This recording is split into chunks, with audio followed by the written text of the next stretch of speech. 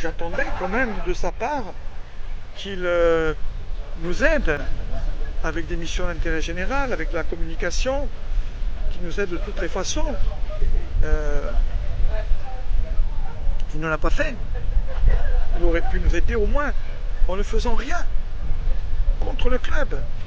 Et là aussi, il s'est appuyé sur une personne que tout le monde connaissait, qui s'appelait Cédric Chauvet, qui était,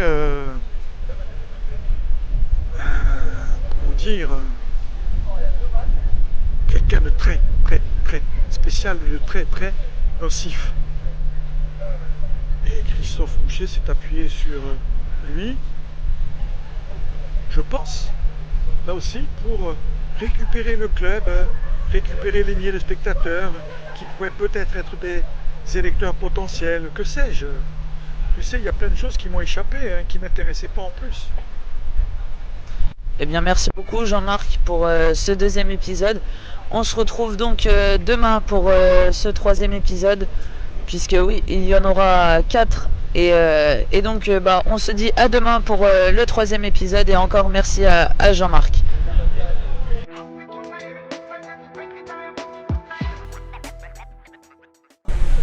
Allez, on se retrouve pour cet troisième épisode en compagnie toujours de Jean-Marc Ettori, le président de la SASP du Tour FC.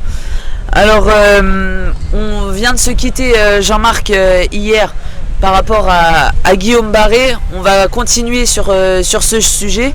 Guillaume Barré, vous le nommez président délégué en 2021. Pourquoi ce choix déjà et qu'est-ce qu'il y a eu ensuite derrière tout ça? Ah là là, écoute, Guillaume Barré n'avait qu'un rêve, c'est qu'on lui donne un rôle.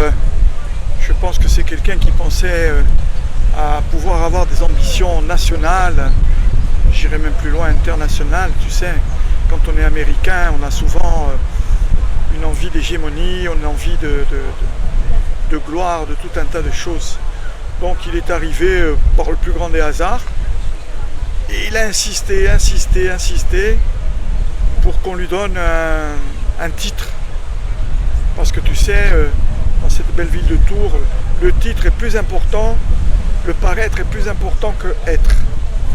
Donc moi, comme on n'avait pas grand monde, on n'avait personne, et que voilà quoi, Cédric Chauvet continuait à faire pique-pendre, donc je l'ai nommé de façon bénévole président délégué, même si président délégué on l'avait nommé mais pas officiellement entre nous. Et bon, c'est quelqu'un qui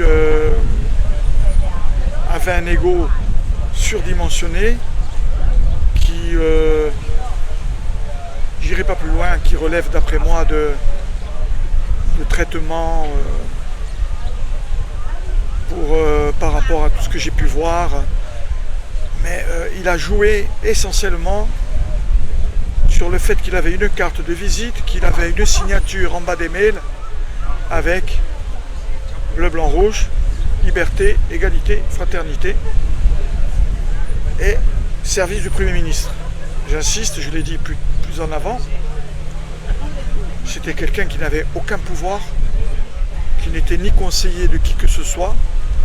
Ce n'est même pas un fonctionnaire de catégorie A, B, je ne sais pas comment ça se passe. C'est quelqu'un qui vient du privé, qui est embauché au service d'ILA, DILA, rue de Sèvres, Paris dans le 15e, qui appelait tout le temps tout le monde avec son portable professionnel, qui écrivait tout le temps des mails de son adresse mail professionnelle. Et je pense que à un moment, sous Édouard Philippe, il s'est un peu fait taper sur les doigts. Mais ça ne l'a pas empêché de continuer de plus belle et de vouloir, avec Éric Thomas, tous les deux étaient en admiration l'un envers l'autre. Et il n'a pas cessé à partir de 2020, 21, 22, 23, 24, même si entre les deux c'était un peu calmé, de vouloir récupérer le club, d'embêter la structure de la SASP, d'agir d'une façon la plus négative. Si je te montre les échanges de textos dans lesquels il dit le plus grand mal de quelqu'un qui s'appelle Éric Thomas, qui est devenu son ami, un peu comme ça s'est passé entre Yvon Augustin et Fabrice Berton, eh bien j'avais et j'ai toujours les échanges de WhatsApp entre Guillaume Barré et moi, dans lesquels il traite de tous les noms Éric Thomas, le traitant d'incapable, d'incompétent, de mauvaise personne. Et aujourd'hui, ils sont, comme le dit une expression, cul et chemise. Donc, c'était quelque chose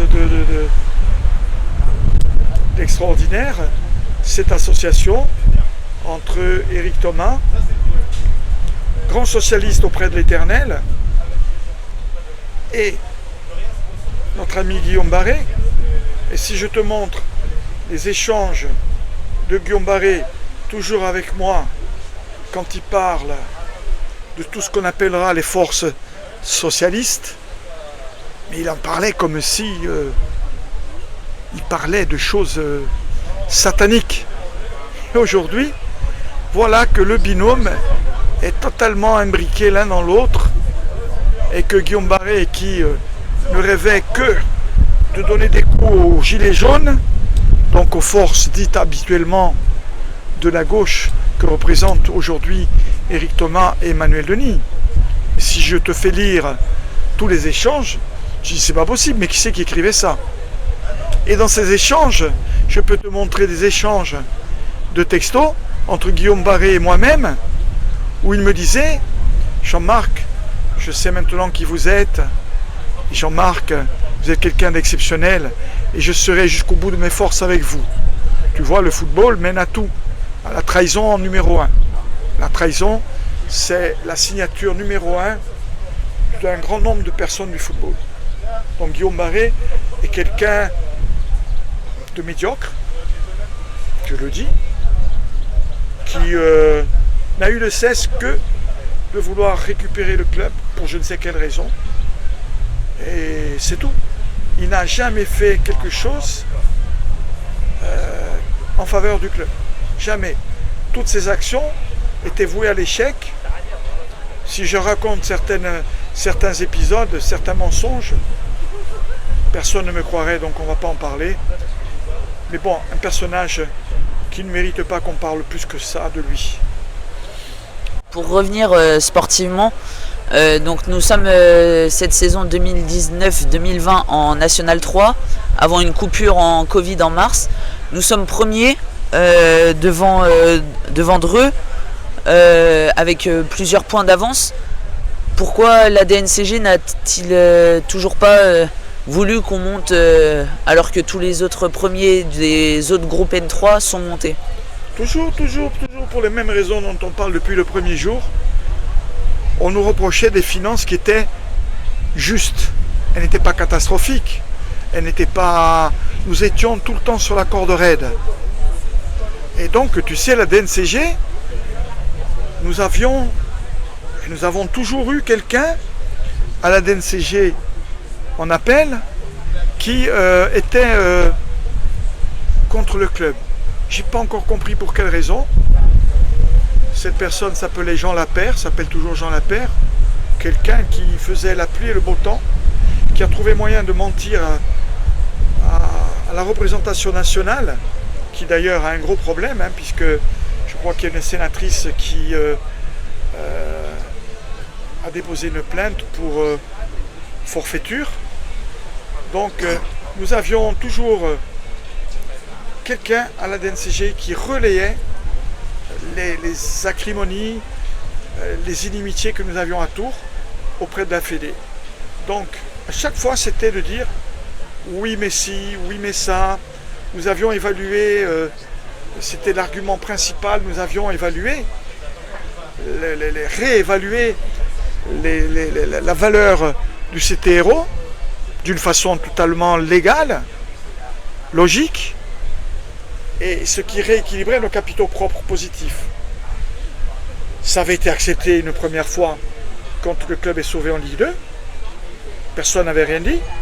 On a trouvé moyen, un peu de temps après, de revenir sur cette décision qui pourtant, normalement, quand une décision est prise, elle est entérinée, même si tu es un assassin, eh bien, tu as été jugé non coupable, on ne peut pas revenir en arrière et refaire un procès.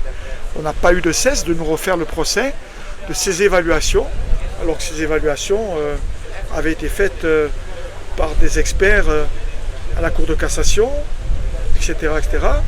Et à chaque fois, c'était le financier, qui était juste, qui ne collait pas. Voilà, il faut faire ci, il faut faire ça. Voilà.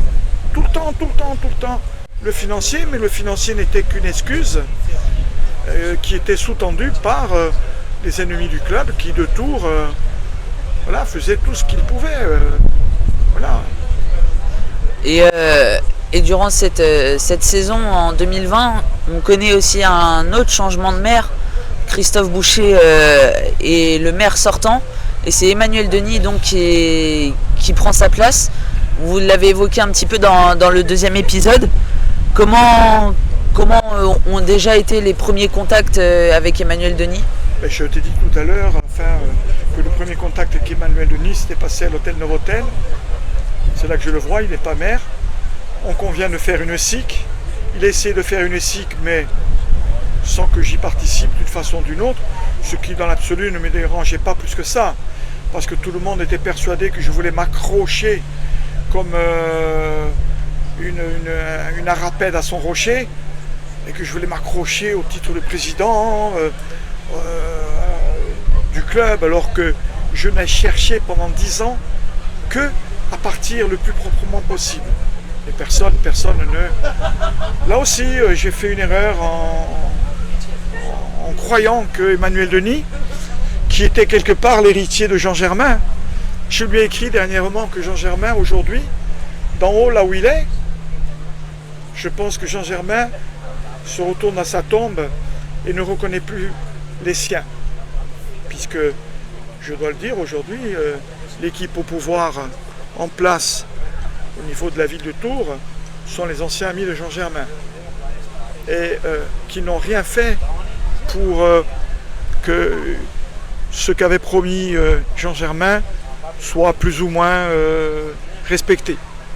Et ne pas respecter ce que Jean Germain avait promis par ses amis d'aujourd'hui, c'est ne pas respecter Jean Germain non plus.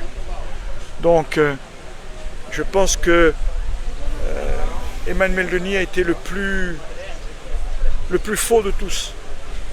Les autres en voulaient au club, mais bon, on le savait. Emmanuel Denis faisait tout le contraire. Il pouvait te faire croire qu'il allait aider le club, alors qu'il faisait tout l'inverse. Vraiment quelqu'un double face. Et il déclarait dans la Nouvelle République, on veut faire appel à un actionnariat populaire comme cela a été fait au club de Bastia pour le relancer. Ben, c'est moi qui parle du club de Bastia, c'est moi qui parle de la SIC. Sauf qu'entre-temps, rentre dans le jeu le grand E.T., Eric Thomas, qui est un personnage extraterrestre et qui pense qu'il va faire la SIC à son profit. Donc on me met totalement de côté. Je ne me doute pas du tout au début de ce qui peut se passer. C'est moi qui fais arriver M. Dayan, qui était un spécialiste et qui avait fait une SIC à Bastia. C'est moi qui le fais venir. Il explique comment faire tout ça. Eh bien, Guillaume Barré, associé avec E.T., a fait tout le nécessaire pour que la SIC ne se fasse pas. Il avait d'autres idées en tête. Il pensait d'abord mettre à terre l'association avec Ludovic Artaud, et puis à essayer de prendre le club, chose qu'il a continué un peu plus tard sous d'autres aspects. On en parlera un peu plus tard avec le clown da Fonseca, avec l'épisode de Jouer les tours, qu'on pourrait appeler l'épisode de Jouer des tours. Voilà, etc. Dis-moi. À la fin de cette...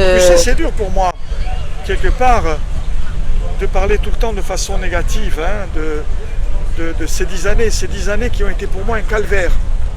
Et je te jure, je ne dis que le 10e de la vérité, de la réalité. J'aurais préféré être là, même si on était dernier, être là, dire que bon, ben, c'est moi qui avais tout fait faux, c'est moi qui... Bon, non, j'ai fait beaucoup d'erreurs,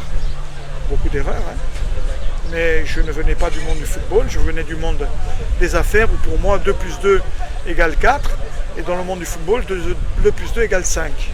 Et donc moi c'était des principes mathématiques que je n'arrivais pas à comprendre, des principes humains que j'arrivais encore moins à comprendre. Donc oui, j'ai fait beaucoup d'erreurs, mais ces erreurs, c'était la confiance qui était mise dans les hommes qui ne le méritaient pas. C'était pas qu'on s'est trompé sur les calculs, sur plein de choses. C'était une erreur sur la capacité des hommes d'être des hommes, des vrais. Voilà. À la fin de cette saison, pour revenir sportivement, la DNCG décide de reléguer à nouveau le club en Régional 1 administrativement alors qu'on avait fini premier. Toujours à cause du même problème. Toujours les mêmes personnes aux manœuvres, aux manettes. Toujours. Tu comprends que si le club arrivait à s'extraire et à monter en National 2, c'était abandonner le boulet de la National 3, qui est un boulet, et c'était la possibilité pour le club de remonter en National 1 et qui sait en Ligue 2, puisque le but tout le temps recherché, et que je pense que la ville de Tours mérite ça, c'est la Ligue 2. La ville de Tours ne mérite pas la Ligue 1. Je rappelle que le club de Tours a connu la Ligue 1 il y a une 40aine d'années, sous Yvon Jublot, que je veux saluer, l'ancien entraîneur, et qui me disait que ça fait plus de 30 ans que le club de Tours et la ville de Tours et le football à Tours ne font pas bon ménage. Je rappelle quand même que c'est la 3e ou 4e faillite du club. Quand même, le club était en faillite quand je suis arrivé. Et avant que Frédéric Sebag n'arrive, il était aussi en faillite. Et la seule fois où le club a marché, c'est quand Jean Royer a accepté, en tant que maire, d'être président du club de football. Je pense qu'aujourd'hui, ce serait un peu compliqué pour tout un tas de raisons, car les lois ont évolué, et que. Mais sur ces 40 dernières années, si tu regardes bien, le club a changé de nom, le club a fait faillite, le club n'est monté en Ligue 1 que sous Jean Royer, et pour cause, Jean Royer était et tenait à bout de bras le club. Mais dès que Jean Royer n'a plus tenu le club, c'était une catastrophe. Ça a été une catastrophe. Donc je rappelle, je continuerai de rappeler plusieurs fois que oui, je suis arrivé, le club était déjà en faillite. Et que si je n'étais pas arrivé, ces 10 dernières années, il y aurait peut-être eu du football, qui sait, mais à un petit niveau, R1, pas plus. La ville qui a encaissé pendant ces années des loyers pharaoniques, indécents, on va encaisser un peu moins.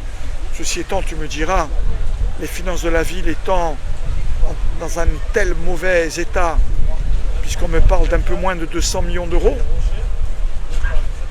de dettes, sans compter tous les travaux qu'il y a dans les bâtiments communaux, puisqu'a priori, normalement, les gens qui se revendiquent de l'écologie devraient faire le maximum d'efforts pour que tous les bâtiments ne soient pas des passoires thermiques. Ça n'est pas fait.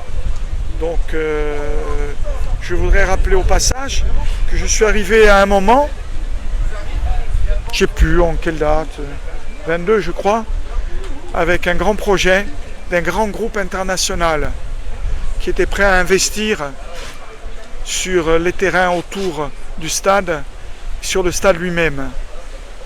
Je rappelle que quand je suis arrivé, j'ai été approché de suite par une équipe qui voulait faire aussi ce projet, un gros projet, tout autour du stade. Et qu'il y avait beaucoup d'argent en jeu. Est-ce que ça a joué dans les mauvaises relations que j'ai eues avec les politiques? Peut-être. Un peu, je pense. Et bien, donc ce grand groupe dont je te parlais était d'accord pour sponsoriser le club, aider le club, acheter ces terrains une somme intéressante. Et là encore, E.T. est intervenu pour que l'affaire ne se fasse pas. C'est incompréhensible. Ou alors il y a des choses qui m'échappent. Bon, tu sais, le grand problème, c'est quand il y a des gens qui pensent avoir une envergure nationale alors qu'ils n'ont qu'une envergure microcosmique. Bon, je sais pas. J'ai pas tout compris dans le film. Tu sais, c'est un film très compliqué, j'ai pas tout compris. Bon, tous les jours j'en apprends un peu plus, y compris sur les dernières manœuvres des uns et des autres. Tu sais, il y a plein de choses incompréhensibles, et seulement compréhensibles de la part de ceux qui les font. Mais comme tout se passe dans leur cerveau, c'est compliqué de comprendre.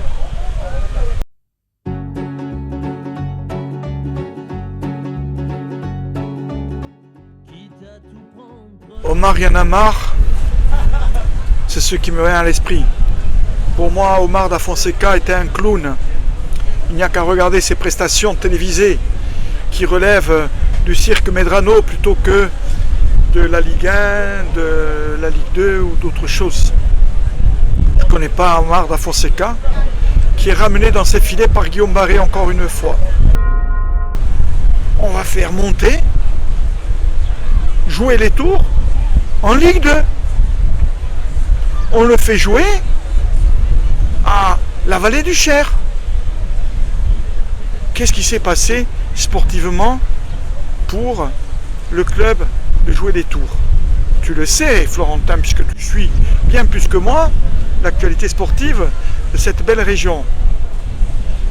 Il y avait peut-être une méconnaissance de l'alphabet, parce que pour passer de N2 à R2, c'est quelques lettres qui nous séparent. Ils ont inversé les choses. Au moins 400-450 000 euros qui nous auraient sauvés, parce que c'était une somme très importante. Et puis, alors qu'on a un écrit tamponné, signé, devant quand même un procureur, devant quand même un juge, président du tribunal de commerce, c'est pas un petit papier de complaisance. Mon Romain Régnard ne répondait plus aux appels, mon Romain Régnard ne faisait plus rien, même pas plus rien, il n'a rien fait du tout, très très peu. Et je ne comprenais pas pourquoi. J'ai une conversation un jour d'homme à homme avec lui. Pour la petite histoire, il aurait pu se rappeler, être reconnaissant de l'aide que je lui avais apportée dans une affaire qui était traitée du côté d'Orléans. On n'en parlera pas par charité chrétienne. Il a découvert un monde sauvage, on en parle tous les jours, je l'ai tous les jours au téléphone, nous faisons les choses ensemble, lui beaucoup plus que moi, parce qu'il est confronté, il est sur la ligne de front, quand moi je suis en deuxième ligne. Donc Richard a fait tout le temps tout ce qu'il a pu pour aider le club, de façon bénévole, avec son argent. Certains ont pu dire que le salir, ce sont des gens de peu d'intérêt.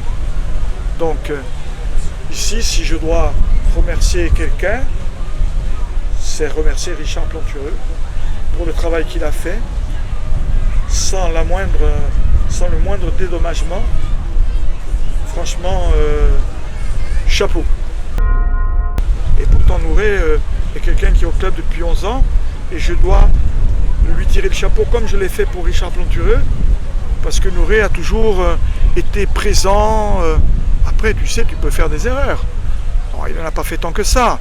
Bon, mais Nouré est quelqu'un aussi qui ne porte pas un nom corse, mais qui a été élevé en Corse et qui a assimilé les valeurs et les principes corses. D'accord ? Donc, je dois là aussi, il faut quand même que de temps en temps je dise du bien de personne. Bon, après avoir dit du bien de notre ami Richard Plantureux, je vais dire du bien de Nouré qui, sans discuter, nous a sauvé un moment en N2. Pas en N2, pardon, en Ligue 2.